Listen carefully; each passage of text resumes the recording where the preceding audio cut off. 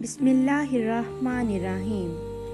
ایک دفعہ کا ذکر ہے کہ ایک عادل اور خدا ترس بادشاہ اپنی ریاست کے لوگوں کے حالات سے آگاہی کے لیے رات کو بیس بدل کر گشت کیا کرتا تھا۔ ایک دن وہ ایک مسجد کے پاس سے گزرا تو اس نے 2 درویشوں کو دیکھا جو سردی میں کانپ رہے تھے۔ بادشاہ ان کے حالات جاننے کے لیے وہاں رک گیا۔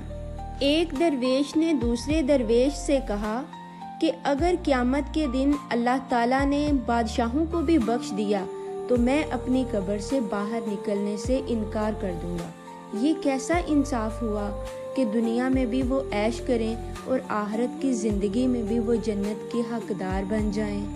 میں حقیقتاً کہتا ہوں کہ اگر ہمارے ملک کا بادشاہ جو کہ بڑا نیک کہلاتا ہے اگر جنت کی دیوار کے نزدیک بھی آیا تو میں جوتے مار مار کر اس کا بھیجا نرم کر دوں گا۔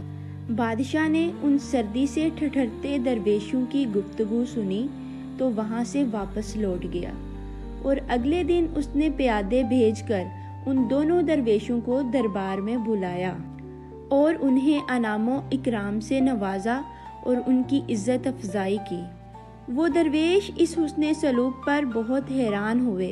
ایک درویش سے رہا نہ گیا تو اس نے بادشاہ سے اس حسن سلوک کے بارے میں بڑی رازداری سے پوچھا۔ کہنے لگا کہ بادشاہ سلامت، ہمارے ساتھ اس عزت افزائی سے پیش آنے اور ہمیں انعام و اکرام سے نوازنے کی کیا خاص وجہ ہے؟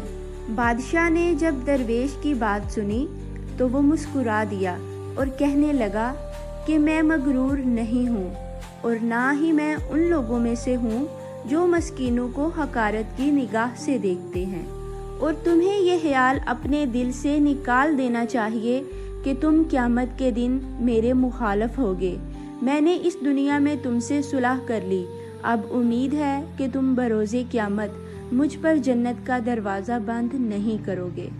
اس کہانی کا سبق یہ ہے کہ صاحب اقتدار اور امیر لوگوں کو چاہیے کہ وہ مسکینوں کے حالات سے باخبر رہیں اور ان کی مالی امداد کیا کریں۔